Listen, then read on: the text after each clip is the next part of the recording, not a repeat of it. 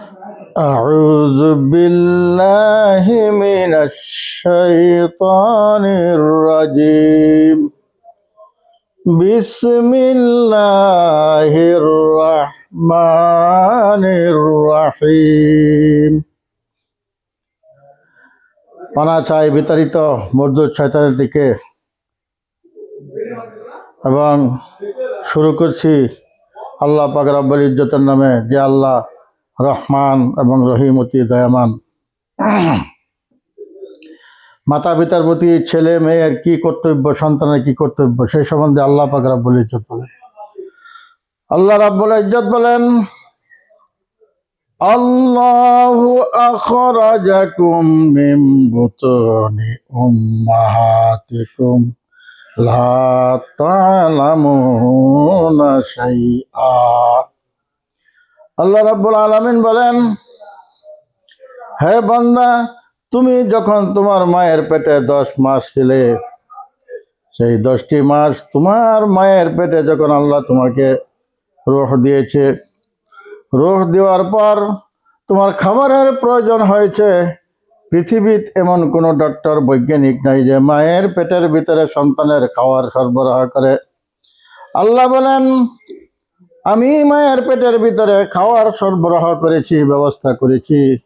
মায়ের রক্তের সঙ্গে ছেলের নাভির সঙ্গে আমি তার ফিট করে দিয়ে তিল তিল করে তোমাকে বড় করেছি। রক্তটা মুখে লাগাই নাই, নাভি দিয়ে বক্ষণ করেছি। রক্তটা মুখে লাগালে তোমার নাপাক রক্ত মুখটা নাপাক হয়ে যাবে। মুখটা যদি নাপাক হয়ে যায়, দুনিয়াতে আসার পর তুমি আল্লাহ পাক রব্বুল ইজ্জতের অত সুন্দর নামটি কিভাবে ডাকব?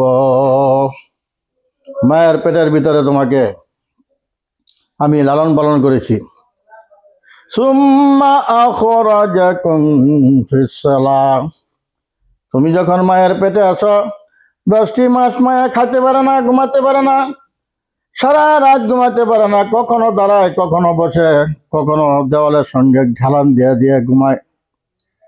এই 10টি মাস পর্যন্ত মা যে কষ্ট করেছে, কিতাবে এসেছে এই 10টি মাস নফল ইবাদত করলে যে সওয়াব পাওয়া যেত, আল্লাহ রাব্বুল আলামিন মায়ের আমলনামায় সেই সওয়াব লিখে দেন। তুমি পেটে থাকাকালীন 10টি মাস তোমার মা খেতে পারে না, খাওয়ার সঙ্গে সঙ্গে বমি হয়ে যায়, কখনো বসে কখনো উঠে, মনে শান্তি নেই। এই 10টি মাস যে কষ্ট করেছে মা, 10টি মাস মা না খায় যে কষ্ট করেছে, কিতাবে এসেছে 10টি মাস নফল রোজা রাখার যে সওয়াব, সেই সওয়াব আল্লাহ রাব্বুল আলামিন মায়ের আমলনামায় লিখে দেন।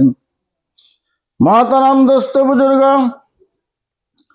আল্লাহ পাক রব্বুল ইজ্জত তোমাকে দুনিয়াতে আনলো, দুনিয়াতে আনলেন, আনার পর দুনিয়ার বুকে তোমার কোনো কথা নাই, তুমি কোনো কিছু বোঝো না, খালি পে পে করে তুমি কাঁদতে থাকো, তোমার কান্দা কেউ বোঝে না। তোমার যখন ক্ষুধা লাগে, পে পে করে কান্দা ছাড়া কিছু নাই, পেটে ব্যথা হয়, কাঁদা ছাড়া কিছু নাই।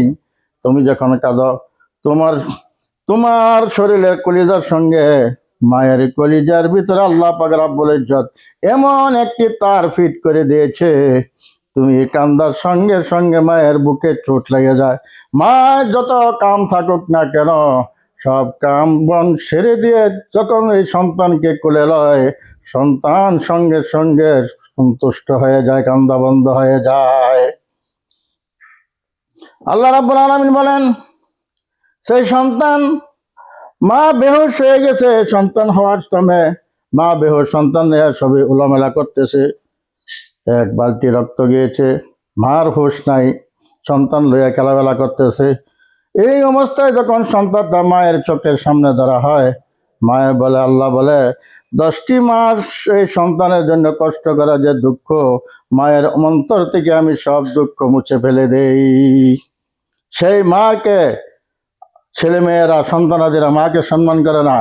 মার ঘরে খাবার নাই, বাজারে গিয়া, হোটেলে গিয়া লক্ষ লক্ষ টাকা খরচ করতেছে মানুষেরা খাওয়াইয়া, মার ঘরে মসুর নাই, পীর সাহেবরে মসুর দান করে। মহতরম দোস্ত বুজুর্গ, আশা করি এই নসিহতে যদি আমরা সবাই মানি, মাকে যদি, বাবাকে যদি সন্তুষ্ট করি, তাহলে আল্লাহর আরো সন্তুষ্ট হয়ে যাবে। মা বাপ যদি অসন্তুষ্ট হয়ে যায়, বান্দারে তুমি জেনে রাখো, জীবন বর্দ যে তুমি হাজারো কামানি করো, হাজারি রোজগার করো, তোমার কোনো দিন ঘরে বরকত আসবে না, কোনো বরকত আসবে না। মা বাপ যদি সন্তুষ্ট হয়ে যায়, মা বাবা যদি রাজি হয়ে যায়, আল্লাহ পাক রব্বুল ইজ্জত বলেন, মা বাপ সন্তুষ্ট হওয়ার সঙ্গে সঙ্গে আমি আল্লাহ রাব্বুল আলামিন সন্তুষ্ট হয়ে যাই। সেই জন্য আল্লাহ বলেছেন, ওয়াকাযা রাব্বুকা আল্লা তা'বুদু ইল্লা ইয়াহু ওয়া বিল ওয়ালিদাইনি ইহসানা।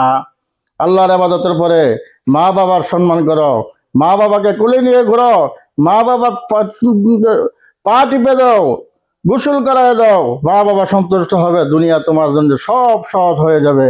আল্লাহ পাক রব্বুল ইজ্জত আমাদের সবাইকে মা বাবার খেদমত করে দুনিয়া থেকে বিদায় হওয়ার তৌফিক দান করুক।